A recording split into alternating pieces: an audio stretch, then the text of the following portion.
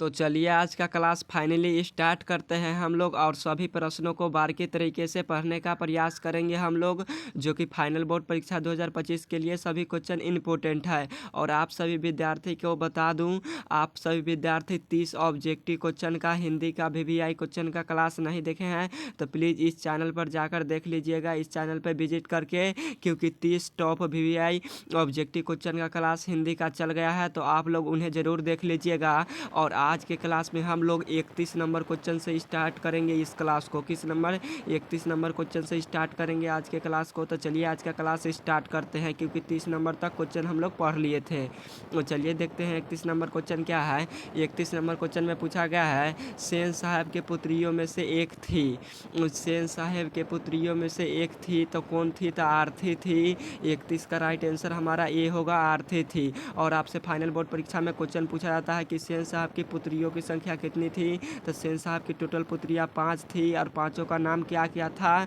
आपसे क्वेश्चन आता है फाइनल बोर्ड परीक्षा में, तो पांचों का नाम क्या था? तो आरती था, सीमा था, रजनी, आलो, सिफाली था। यह सेन साहब की पुत्रियों की नाम थी। और सेन साहब के पुत्र का क्या नाम था? तो कासू नाम था। और कासू को क्या बोलते हैं? तो खोखा बोलते हैं। क्या बोलते हैं? तो खोखा बोलते हैं। कासू को खोखा भी कहा गया है, तो आप लोग इन्हें भी याद रखिएगा। खोखा का दूसरा नाम क्या है? तो कासू है।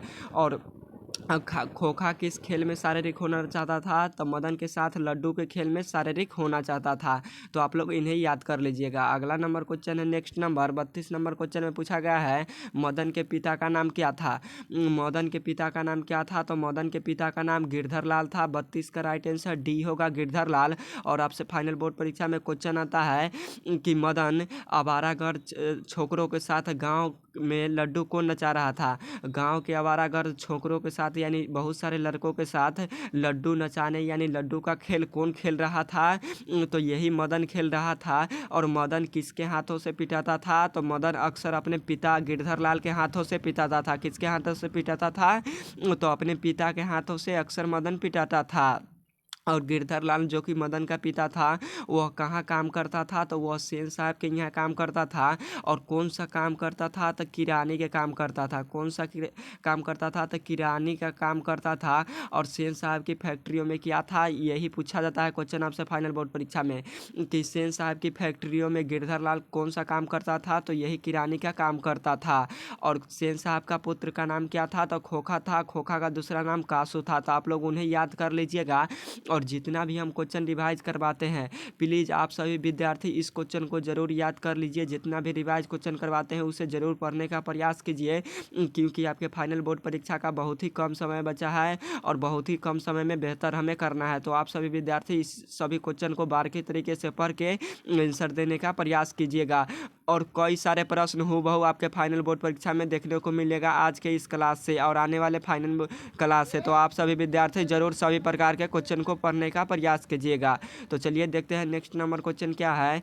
33 नंबर क्वेश्चन में पूछा गया है, अभिन्यू कहाँ स्थित है? अभिन्यू कहाँ स्थित है? तो अभिन्यू दक्षिण फ्रांस में स्थित है। और अभिन्यू क्या है? तो एक पुराना शहर है। क्या है? तो एक प्राचीन यानी पुराना शहर है। प्राचीन को पुराना बोलते हैं, इसलिए एक प्राचीन शहर है अभिन्यू। तो यह अभिन्यू कहाँ स्थित है हमसे क्वेश्चन में पूछा है? तो यह फ्रांस में स्थित है, जो कि दक्षिण फ्रांस में।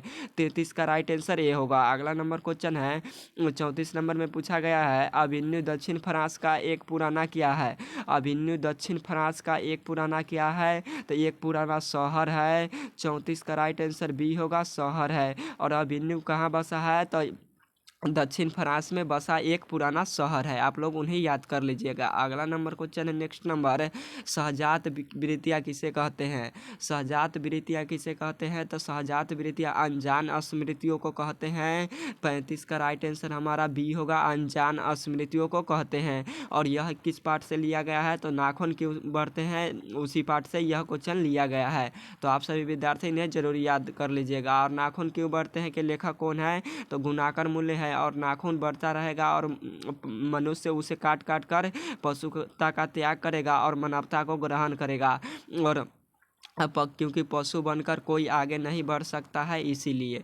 चलिए अगला नंबर क्वेश्चन देखते हैं। नेक्स्ट नंबर क्वेश्चन है 36 नंबर। उत्तर भारत से नागरी लिपि के लेख कब से मिलने लगे हैं?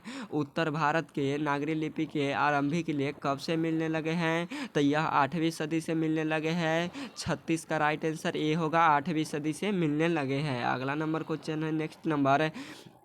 रंगीन बादलों के बीच कौन लौटते होंगे? रंगीन बादलों के बीच कौन लौटते होंगे? तो सारस लौटते होंगे। 37 का राइट आंसर हमारा सी होगा। क्या होगा? तो 37 का राइट आंसर हमारा सी होगा, सारस लौटते होंगे। थोड़ा सा आसपास में हल्ला होते रहता है, फैमिली वाला मामला है, आप लोग समझते होंगे, इसीलिए थोड़ा सा माइंड इधर से इधर चल जाता है। अगला नंबर क्वेश्चन है 38 नंबर। रूपसा क्या है? रूपसा क्या है? तो रूपसा बंगाल की एक नदी है। 38 का राइट आंसर हमारा ए होगा, बंगाल की एक नदी है। अगला नंबर क्वेश्चन है नेक्स्ट नंबर। सेन साहब अपने पुत्र को क्या बनाना चाहते थे? सेन साहब अपने पुत्र को क्या बनाना चाहते थे? तो सेन साहब अपने पुत्र को बिजनेस या इंजीनियर मैन बनाना चाहते थे। 39 का राइट आंसर हमारा ए होगा, बिजनेसमैन या इंजीनियर। आपके ऑप्शन में कबो कबो इंजीनियर भी देते हैं या बिजनेसमैन देते हैं, तो आप लोग किसी पे भी टिक कर दीजिएगा। और क्यों बनाना चाहते थे? क्योंकि उनके तोड़ फोड़ के हरकत से यह सेन साहब बिजनेसमैन यानी इंजीनियर बनने के सपना देखते थे। और किसके तोड़ फोड़ के हरकत से? तो खोखा के। किसके? तो आपसे क्वेश्चन पूछता है सेन साहब का बेटा का नाम क्या था, यानी पुत्र कौन था? तो यही खोखा था। तो और खोखा का दूसरा नाम कासू था, तो आप लोग उन्हें याद कर लीजिएगा। अगला नंबर क्वेश्चन है सेन साहब की मित्र क्या था? सेन साहब की मित्र क्या था? तो सेन साहब का मित्र एक पत्रकार था। 40 का राइट आंसर हमारा सी होगा, एक पत्रकार था। और सेन साहब का मित्र के कार का हवा किसने निकाल दिया? तो सेन साहब के मित्र जो कि पत्रकार थे, उनके हवा कार के हवा कौन कौन निकाल दिया, यानी गाड़ी की हवा? तो कासू निकाल दिया। कौन निकाल दिया? तो कासू निकाल दिया। और कासू को क्या बोला गया है? तो खोखा, यानी खोखा ने निकाल दिया। और सेन साहब की नई मोटर कार किस रंग की थी? आपसे क्वेश्चन में कई बार पूछा गया है। सेन साहब की नई मोटर कार किस रंग की थी? तो काले रंग की थी। किस रंग की थी? तो काले रंग की थी सेन साहब की नई मोटर कार। और कितने रुपए की थी? आपसे क्वेश्चन पूछा जाता है सेन साहब की मोटर कार कितने रुपए की थी? तो सेन साहब की नई मोटर कार जो थी वह 7500 की थी, यानी 7500 रुपये की थी। कितने की? तो 7500 रुपया, यानी 7500 के था। तो आप लोग इन्हें याद कर लीजिएगा। अगला नंबर क्वेश्चन है नेक्स्ट नंबर। रामायण की रचना किस भाषा में है? रामायण की रचना किस भाषा में की गई है? तो रामायण हमारा संस्कृत भाषा में लिखा गया है। 41 का राइट आंसर हमारा ए होगा, संस्कृत भाषा में लिखा गया है। और आपसे फाइनल बोर्ड परीक्षा में क्वेश्चन आता है रामायण के लेखक कौन है? आपसे क्वेश्चन पूछता है रामायण के लेखक कौन है? तो रामायण के लेखक वाल्मीकि है। कौन है? तो वाल्मीकि है रामायण के लेखक। और आपसे फाइनल बोर्ड परीक्षा में एक और क्वेश्चन पूछा जाता है महाभारत किसने लिखा? तो महाभारत किसने लिखा? तो महाभारत को महर्षि वेदव्यास ने लिखा है। तो आप लोग उन्हें जरूर याद कर लीजिएगा। अगला नंबर क्वेश्चन है बहादुर का बाप कहाँ मारा गया था? बहादुर का बाप कहाँ मारा गया था? तो बहादुर का बाप युद्ध में मारा गया था। 42 का राइट आंसर हमारा ये होगा, युद्ध में मारा गया था। और आपसे एक क्वेश्चन पूछा जाता है बहादुर कहाँ से भाग कर आया था? तो बहादुर हमारा नेपाल से भाग कर आया था। कहाँ से भाग कर आया था? तो बहादुर नेपाल से भाग कर आया था। और बहादुर ने क्या किया था? तो एक बार भैंस को पीट दिया था। क्या किया था? तो बहादुर ने एक बार भैंस का मारा था। और भैंस भागे भागे माँ के पास आया। और माँ समझ गई कि बहादुर ने भैंस को पीटा है। भैंस की कल्पना करके माँ बहादुर को दोगुना मारता था। यानी भैंस को एक बार मारा तो माँ उसे बहुत बार मारता था बहादुर को। इसलिए बहादुर रात भर जंगल में छुपा रहा। कहाँ छुपा रहा? तो जंगल में छुपा रहा।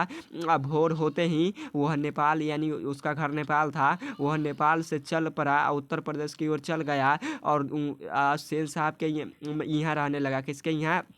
नहीं, लेखक के यहाँ रहने लगा बहादुर। और लेखक के यहाँ कौन लाया था? तो लेखक के साला लाया था। कौन लाया था?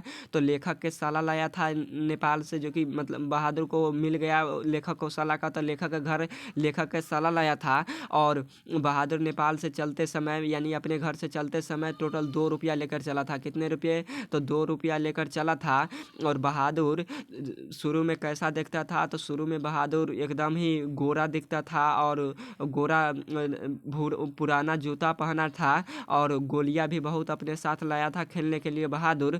और और लेखक के रिश्तेदार जो कि थी वह आपसे क्वेश्चन पूछता है फाइनल बोर्ड परीक्षा में कि लेखक के रिश्तेदार को कितने रुपये खो गए, तो टोटल 11 रुपये खो गए। कितने रुपये खो गए, तो लेखक के रिश्तेदार के 11 रुपये खो गया था। और यही 11 रुपया जो कि खोआ था ना, यानी चोरी हो गया था, जो कि चरपाई पर गिरा था। किस पर गिरा था, तो आपसे क्वेश्चन पूछेगा, क्योंकि यह क्वेश्चन नहीं पूछा गया है, पूछेगा कि 11 रुपया जो खोया था वो कहाँ गिरा था, तो यही चरपाई पे रखा गया था। चरपाई पर रखा था तो वहीं पर से खो गया, तो चरपाई पे गिरा था, यानी 11 रुपया। और जो 11 रुपया चोरी जो हुआ था ना, जो नहीं मिला, उसका आरोप किस पे लगा, तो बहादुर पर लगाया दिया गया। लेखक के रिश्तेदार के द्वारा बहादुर पर यह चोरी के आरोप लगाया था, जो कि 11 रुपया था उसी पर।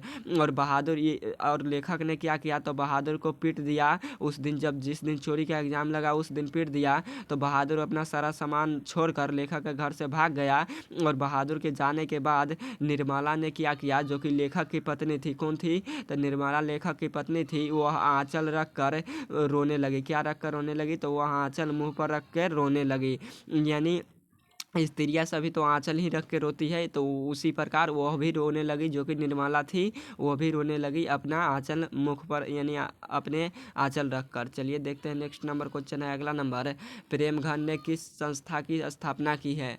प्रेमघन ने किस संस्था की स्थापना की है, तो प्रेमघन ने रसिका समाज की स्थापना किया है। 43 का राइट आंसर हमारा बी होगा, रसिका समाज की स्थापना किया है प्रेमघन ने।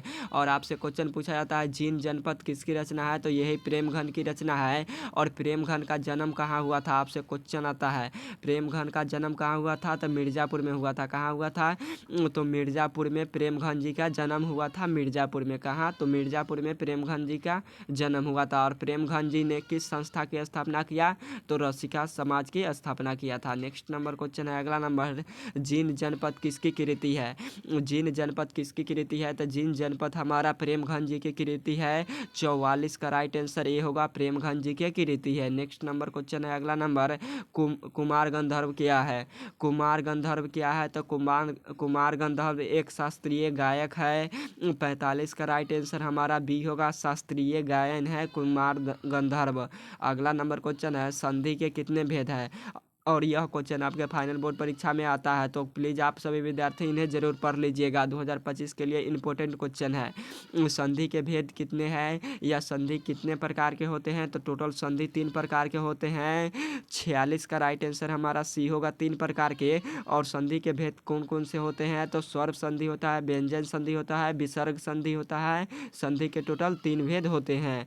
अगला नंबर क्वेश्चन है, नेक्स्ट नंबर। किसे वाराणसी के पास से भरा सोने के सिक्के से भरा एक घड़ा मिला था। किसे वाराणसी के पास सोने से सिक्के से भरा एक घड़ा मिला था, तो वारेन हेस्टिंग्स को मिला था। कितने घड़े किसे मिला था, तो वारेन हेस्टिंग्स को मिला था। 47 का राइट आंसर हमारा ये होगा। और आपसे फाइनल बोर्ड परीक्षा में क्वेश्चन पूछा जाता है कि वाराणसी के पास सोने से भरे सिक्के वारेन हेस्टिंग्स को कितना मिला था, तो 172 नामक दारिश के सोने मिला था। कितना, तो 172 नामक दारिश के सोने से भरा सिक्का मिला था, 172 दारिश। और तो आप लोग इन्हें याद कर लीजिएगा। और आपसे क्वेश्चन पूछा जाता है भारत का गवर्नर जनरल कौन था, तो भारत का गवर्नर जनरल यही था। कौन था, तो वारेन हेस्टिंग्स भारत का गवर्नर जनरल था। और क्या किया, तो इन्होंने 172 नामक दारिश के सोने को ईस्ट इंडिया कंपनी को दे दिया। और ईस्ट इंडिया कंपनी ने क्या किया, तो 172 नामक जो सारी दारिश सोने का सिक्का वारेन हेस्टिंग्स दिया था, उसे गलाकर मतलब छोटे छोटे बना दिया, गला दिया सभी सिक्कों को, जो कि यह 172 नामक दारिश के सोने प्राचीन थे। क्या थे, प्राचीन थे, यानी पुराने समय के यह सिक्के थे। सोने का पुराने समय का सिक्का था। कौन सा सिक्का था, तो ये सोना का सिक्का था। तो आप लोग इन्हें समझ लीजिएगा। अगला नंबर क्वेश्चन है, नाखून क्यों बढ़ते हैं से युद्ध, क्या लिखा है, गध की कौन सी विधा है। नाखून क्यों बढ़ते हैं, यह गध की कौन सी विधा है, तो यह नाखून क्यों बढ़ते हैं, यह हमारा ललित निबंध है। 48 का राइट आंसर हमारा डी होगा, ललित निबंध। और आपसे फाइनल बोर्ड परीक्षा में क्वेश्चन आता है कि नाखून किसका प्रतीक है। नाखून किसका प्रतीक है, तो यह पशुता का प्रतीक है। किसका प्रतीक है, तो यह पशुता का प्रतीक है नाखून। और आपसे क्वेश्चन और पूछा जाता है कि नाखून क्यों बढ़ते हैं, इसके लेखक कौन है, तो गुणाकर मूल्य है। कौन है, तो गुणाकर मूल्य है। और नाखून क्यों बढ़ते हैं, ऐसा किसने पूछा, तो ऐसा किसने पूछा था, बेटी ने पूछा था। किसने पूछा था, तो छोटी बेटी ने पूछा था। आपके ऑप्शन में कबो कबो छोटी बेटी देते हैं और छोटी लड़की देते हैं या लड़की देते हैं, तो आप लोग छोटी लड़की पे टिक कीजिएगा। अगर सिर्फ लड़की देगा और ऑप्शन में ना छोटी लिखे तो आप लोग लड़की पे टिक के दीजिएगा, क्योंकि छोटी लड़की यानी छोटी बेटी ने पूछा था कि नाखून क्यों बढ़ते हैं। और किससे पूछा था, तो लेखक से पूछा था। अगला नंबर क्वेश्चन है, नेक्स्ट नंबर है, कासु मदन के साथ किस खेल में शारीरिक होना चाहता था। कासु मदन के साथ किस खेल में शारीरिक होना चाहता था। शारीरिक का अर्थ क्या होता है, यानी शामिल, यानी मुझे भी खेलना होगा। इसका मतलब यही होता है कि मुझे भी खेलना चाहिए, मेरे भी मन है तुम्हारे साथ खेलने के लिए। शारीरिक यानी मैं भी खेलना चाह रहा हूँ, इसका अर्थ यही होता है। तो 49 का राइट आंसर हमारा डी होगा। लड्डू के खेल में वह शारीरिक होना चाहता था। और लड्डू कौन नचा रहा था, यानी लड्डू के साथ कौन खेल रहा था, तो मदन खेल रहा था। कौन खेल रहा था, तो मदन खेल रहा था लड्डू के साथ। और मदन के साथ यही कासू जो था वो शारीरिक हो रहा था, मतलब खेलने के लिए शारीरिक हो रहा था लड्डू के खेल में। और आपसे क्वेश्चन पूछा जाता है, यह मदन जो था, मदन ने खोखा यानी कासू को कितने दांत तोड़ डाला। तो मदन किसके दांत तोड़ डाला, तो पहले आपसे क्वेश्चन पूछेगा कि मदन ने किसके दांत तोड़ डाला, यानी किसके दांत को तोड़ दिया ये गुस्सा मारकर। तो मदन खोखा का दांत को तोड़ दिया, यानी खोखा को दूसरा नाम क्या था, तो कासू था, हम बताए भी हैं। तो मदन खोखा का दूसरा नाम कासू था। और मदन ने क्या किया, ये घुस्सा मारा और खोखा को 2 दांत तोड़ दिया। कितने दांत, तो 2 दांत तोड़ दिया। ये घुस्सा मारा, 2 दांत तोड़ दिया। कौन तोड़ दिया, तो मदन ने तोड़ दिया। और किसके तोड़ा, तो यही कासू यानी खोखा को तोड़ दिया। तो आप लोग इन्हें याद कर लीजिएगा। अगला नंबर क्वेश्चन है, लड़कियां है। लड़कियां क्या है, कठपुतली है, किसे इस बात पर गर्व है। लड़कियां क्या है, कठपुतली है, किसे इस बात पर गर्व है, तो अपने माता पिता को गर्व है। 50 का राइट आंसर हमारा डी होगा, अपने माता पिता को गर्व है। तो आप लोग इन्हें याद कर लीजिएगा। अगला नंबर क्वेश्चन है, जिसके शिखर पर चंद्र हो के लिए एक शब्द है। जिसके शिखर पर चंद्र हो उसके लिए एक शब्द क्या है, तो उसे चंद्रशेखर कहते हैं। 51 का राइट आंसर हमारा बी होगा, चंद्रशेखर कहते हैं। और आपसे संस्कृत में एक क्वेश्चन पूछा जाता है, हम आप लोग को बता देते हैं कि एक दंत किसे कहा गया है।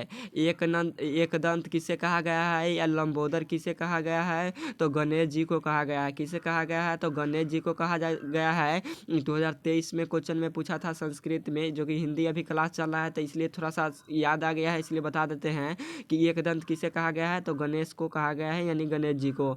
और लंबोदर और में कौन सा समास है, तो आपसे क्वेश्चन पूछेगा हिंदी में, जो कि व्याकरण में, लंबोदर में कौन सा समास है, तो लंबोदर में हमारा बहुब्रीहि समास है। कौन सा समास है, तो लंबोदर हो, दशानंद हो, चंद्रशेखर हो, सभी में हमारा कौन सा समास है, तो बहुब्रीहि समास है। और आपसे क्वेश्चन पूछा जाता है, त्रिभुवन में कौन सा समास है। त्रिभुवन में कौन सा समास है, तो त्रिभुवन में हमारा द्विगु समास है। कौन सा समास है, तो त्रिभुवन में हमारा द्विगु समास है। तो आप लोग उन्हें याद कर लीजिएगा। और एक क्वेश्चन आपके फाइनल बोर्ड परीक्षा में 2023-24 लगातार पूछा गया है कि दधी जी के हड्डियों से क्या बनाया गया था। आपसे हड्डियों ना लिखकर अस्थियों लिखे, क्योंकि अस्थियों को ही हम लोग क्या बोलते हैं, तो हड्डियों। और दधी जी के हड्डियों से, जो कि ऋषि थे, दधी जी क्या थे, ऋषि थे। और दधी जी के अस्थियों से क्या बनाया गया था, तो इंद्र का वज्र बनाया गया था। क्या बनाया गया था, तो इंद्र का वज्र बनाया गया था, यानी भगवान इंद्र का वज्र बनाया गया था। कैसे, तो दधी जी के अस्थियों से भगवान इंद्र का वज्र बनाया गया था। यह क्वेश्चन हिंदी प्लस संस्कृत दोनों के लिए महत्वपूर्ण VVI इंपॉर्टेंट है। तो आप सभी विद्यार्थी हमारा विश्वास करके इन्हें याद कर लीजिए कि इंद्र का वज्र किससे बना था, तो दधी जी के हड्डियों से बना था, यानी अस्थियों से। अगला नंबर क्वेश्चन है, रेनर मारिया रिल्के द्वारा रचित कविता है। रेनन मारिया रेलके द्वारा रचित कविता कौन है? तो मेरे बिना तुम प्रभु के लेखक कौन है? तो रेनन मारिया रेलके है। 52 का राइट आंसर ये होगा, रेनन मारिया रेलके। हमारा ये होगा, मेरे बिना तुम प्रभु लिखा है किसने? तो रेनन मारिया रेलके। और रेनन मारिया रेलके के पिता का नाम क्या था? तो जोसेफ रेलके था। क्या था? तो जोसेफ रेलके था। हमारा किसके? तो रेनन मारिया रेलके के पिता का नाम जोसेफ रेलके था। क्या था? तो जोसेफ रेलके था। आप लोग इसे याद कर लीजिएगा। अगला नंबर क्वेश्चन है, द्विवेदी जी ने किसे पूछा था कि नाखून क्यों बढ़ते हैं? हजारी प्रसाद द्विवेदी जी ने किसे पूछा था कि नाखून क्यों बढ़ते हैं? तो हजारी प्रसाद द्विवेदी ने पूछा था, लड़की से पूछा था। किससे पूछा था? तो लड़की से पूछा था। 53 का राइट आंसर हमारा बी होगा, लड़की से पूछा था, क्योंकि छोटी बेटी से नाखून क्यों बढ़ते हैं?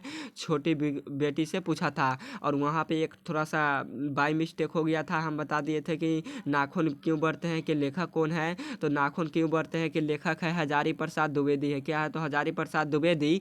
और आपसे क्वेश्चन पूछेगा नागरी लिपि। क्या? नागरी लिपि के लेखक कौन है? तो नागरी लिपि के लेखक है गुणाकर मूल्य। कौन है? तो वहाँ पे गुणाकर मूल्य थोड़ा सा बाई मिस्टेक हो गया था। तो नागरी लिपि के आपसे पूछे तो नागरी लिपि के लेखक कौन है? तो गुणाकर मूल्य है। और नाखून क्यों बढ़ते हैं कि लेखक कौन है? क्योंकि नौ से ये भी है और नौ से नाखून भी होता है। नौ से नाखून और ना से नागरी लिपि।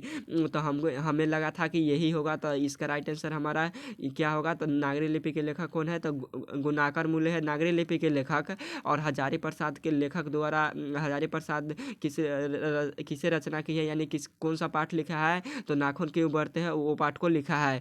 और आपसे फाइनल बोर्ड परीक्षा में क्वेश्चन पूछा जाता है, नागरी लिपि के आरंभिक लेख कहाँ से मिलते हैं? नागरी लिपि के आरंभिक लेख कहाँ से मिलते हैं? तो दक्षिण भारत से मिलते हैं। कहाँ से मिलते हैं? तो दक्षिण भारत से मिलते हैं नागरी लिपि के आरंभिक लेख, क्योंकि यह क्वेश्चन पूछा जाता है आपके फाइनल बोर्ड परीक्षा में। और दक्षिण भारत से नागरी लिपि के आरंभिक लेख मिलते हैं। और आपसे एक क्वेश्चन और पूछा जाता है कि नागरी लिपि हिंदी किस लिपि में लिखी जाती है? आपसे क्वेश्चन पूछा जाता है, हिंदी किस लिपि में लिखी जाती है? तो हिंदी हमारा देवनागरी लिपि में लिखी जाती है। कौन सी लिपि में?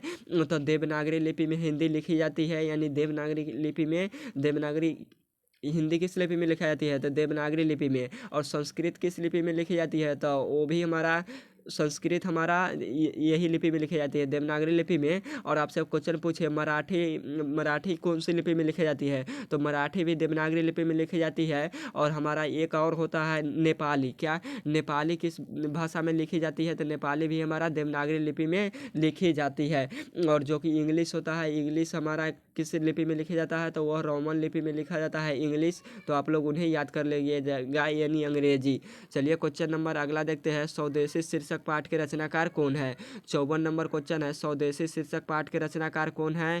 तो प्रेमघन जी है। 54 का राइट आंसर डी होगा, प्रेमघन जी। और प्रेमघन जी कौन सा पुस्तक का लिखा है? तो जीर्ण जनपद पुस्तक को लिखा है। कौन सा पुस्तक? तो जीर्ण जनपद पुस्तक किसने की रचना है? तो यही प्रेमघन जी की रचना है। और प्रेमघन जी का जन्म कहाँ हुआ था? तो प्रेमघन जी का जन्म मिर्जापुर में हुआ था। कहाँ हुआ था? तो प्रेमघन जी का जन्म मिर्जापुर में हुआ था।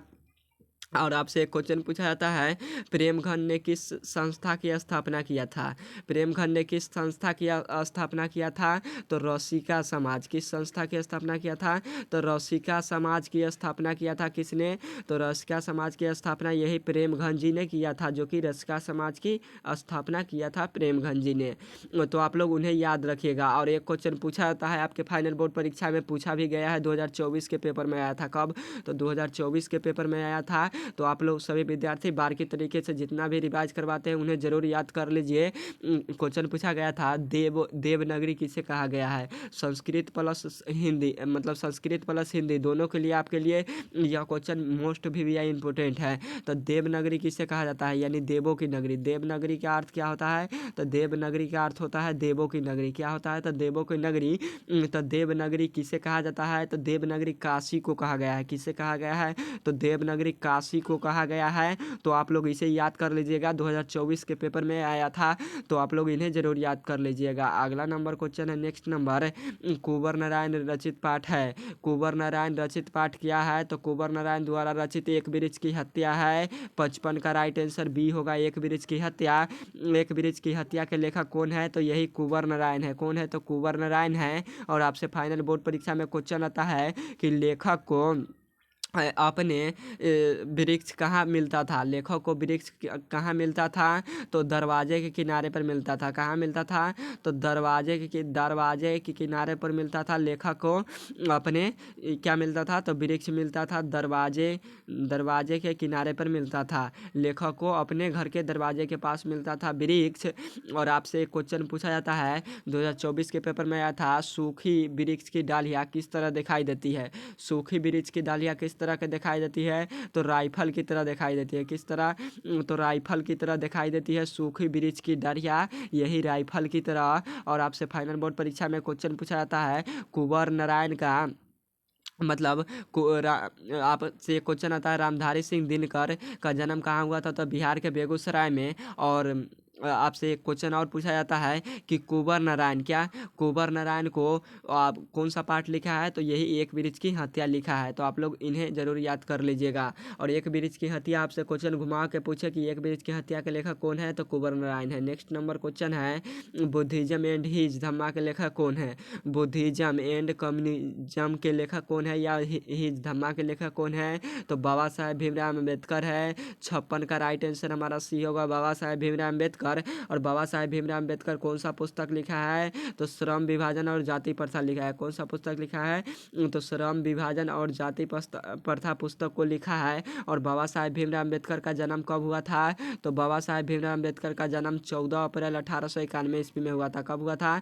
तो 14 अप्रैल 1891 ईस्वी में बाबा साहेब भीमराव अम्बेडकर का जन्म हुआ था। और किस गांव में हुआ था? आपसे क्वेश्चन पूछा जाता है। तो महू गांव के मध्य प्रदेश में हुआ था। कहाँ हुआ था? तो महू गांव के मध्य प्रदेश में डॉक्टर भीमराव अम्बेडकर यानी बाबा साहेब भीमराव अम्बेडकर का जन्म हुआ था। और डॉक्टर भीमराव अम्बेडकर के माता का नाम क्या था? तो भीमाबाई था। क्या था? तो भीमाबाई था। तो आप लोग उन्हें याद कर लीजिएगा। अगला नंबर क्वेश्चन है, नेक्स्ट नंबर, जापान पर परमाणु बम किसने गिराया था? जापान पर परमाणु बम किसने गिराया था? तो जापान पर परमाणु बम अमेरिका ने गिराया था। 57 का राइट आंसर हमारा बी होगा, अमेरिका ने गिराया था। और आपसे क्वेश्चन पूछा जाता है, जापान और नागासाकी पर किसने हिरोशिमा और नागासाकी पर किसने परमाणु बम गिराया? तो यही अमेरिका ने गिराया। और आपसे एक फाइनल बोर्ड परीक्षा में क्वेश्चन पूछा जाता है कि अमेरिका ने हिरोशिमा पर परमाणु बम कब गिराया? तो 6 अगस्त 1945 ईस्वी में गिराया था। कब गिराया था? तो 6 अगस्त 1945 ईस्वी में गिराया था अमेरिका ने हिरोशिमा और नागासाकी पर परमाणु बम। कौन गिराया था? तो अमेरिका ने गिराया था। तो आप लोग इन्हें याद कर लीजिएगा, क्योंकि इंपॉर्टेंट क्वेश्चन है, आपसे फाइनल बोर्ड परीक्षा में क्वेश्चन पूछेगा। अगला नंबर क्वेश्चन है, लेखक अपने पिता से मछली क्यों मांगना चाहता है? लेखक अपने पिता से मछली क्यों मांगना चाहता है? तो कुएं में डालने के लिए मांगता है। 58 का राइट आंसर हमारा सी होगा, कुएं में डालने के लिए मांगता है। और कुएं में डालने के लिए मछली लेकर कौन भागता है? आपसे क्वेश्चन पूछता है। तो कुएं में मछली डालने के लिए कौन भागता है? तो संतू भागता है। कौन भागता है? तो संतू भागता है मछली लेकर पतली गली से। क्यों भागता है? क्योंकि कुएं में डालने के लिए, ताकि मछली जिंदा होकर बड़ी हो पाए और फिर उससे वो खेलेगा, इसीलिए भागा था मछली लेकर। और आपसे क्वेश्चन पूछा जाता है, संतू क्यों काँप रहा था? क्वेश्चन आता है, संतू क्यों काँप रहा था? तो संतू ठंड से काँप रहा था। किससे? तो ठंड से संतू काँप रहा था, ठंड से, डर से नहीं काँप रहा था, यही ठंड से काँप रहा था। तो आप, और उसे कि लगता था कि मछली लेकर भागेंगे, वह सोचता था कि मछली लेकर कैसे भागे, कहूँ मछली काट उठ लेगा तो ना, इसीलिए वह डरता भी था। लेकिन ठंड आप लोग टिक कीजिएगा, मतलब संतू किससे काँप रहा था? तो ठंडा अधिक था, इसी से काँप रहा था। अगला नंबर क्वेश्चन है, नेक्स्ट नंबर, प्रेमघन का जन्म कहाँ हुआ था? प्रेमघन का जन्म कहाँ हुआ था? तो प्रेमघन का जन्म मिर्जापुर में हुआ था, हम बताए भी थे। 59 का राइट आंसर हमारा क्या होगा, तो ये होगा। और प्रेमघन ने कौन सा पुस्तक लिखा है, तो जीन जनपद लिखा है। अगला नंबर क्वेश्चन है, कवि के अनुसार भारतीयों को क्या अच्छा लगने लगा है। कवि के अनुसार भारतीयों को क्या अच्छा लगाने लगा है, तो कवि के अनुसार भारतीयों को हम विदेशी चाल चलन, विदेशी वेशभूषा, विदेशी रहन सहन सभी अच्छा लगने लगा है। 60 का राइट आंसर हमारा डी होगा, क्योंकि भारतीय अब पहले जैसा नहीं रह गए। विदेशी बोलना, उठना बैठना सभी विदेशी की तरह चाह रहा है। जो विदेशी करेगा वही भारतीय करना चाह रहा है। तो आजकल यही हो गया है विदेशी मतलब भारतीय लोगों में। तो आप लोग इन्हें समझ लीजिएगा। तो चलिए आज का क्लास समाप्त करते हैं। और आपके लिए एक छोटा सा रिक्वेस्ट है कि आप अगर चैनल पर नए आए हैं तो चैनल को ज़रूर सब्सक्राइब करिए। और यह 30 टॉप वीवीआई ऑब्जेक्टिव क्वेश्चन था, तो आप सभी विद्यार्थी इन्हें ज़रूर पढ़ लीजिएगा बारीकी तरीके से, क्योंकि आपके फाइनल बोर्ड परीक्षाओं के लिए काफ़ी ज़्यादा इंपॉर्टेंट होने वाला है। तो चलिए आज का क्लास यहीं पे एंड करते हैं, फिर मिलेंगे नेक्स्ट क्लास में। और बगल में थोड़ा सा हल्ला होते रहता है, फैमिली वाला मामला है, तो आप लोग समझते होंगे। तो आप लोग बारीकी तरीके से सभी क्वेश्चन को ज़रूर पढ़ लीजिएगा। तो चलिए, ओके, बाय।